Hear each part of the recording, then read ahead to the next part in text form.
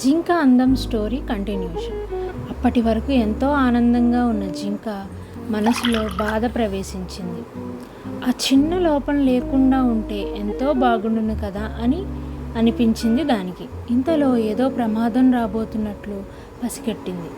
ఎవరో వేటగాడు రహస్యంగా చెట్టు దాపుల్లో ఉన్నట్లు దాని మనసు హెచ్చరించింది. కనీసం తల తిప్పి చూడకుండా ఏ దిక్కువైపు నిలిచిందో అదే దిక్కు ఒక్కసారిగా పరుగు తీసింది.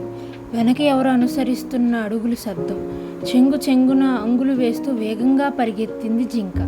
అలుపు లేకుండా సురక్షితమైన ప్రదేశం వచ్చే వరకు అలా పరిగెడుతూనే ఉంది.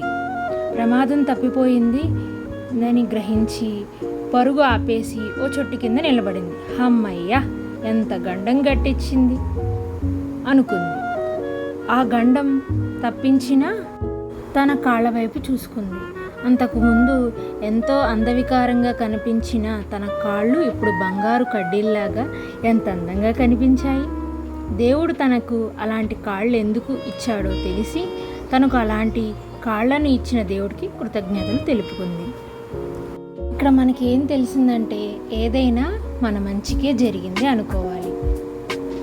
ఇది జింక అందం. Thank you for listening. Stay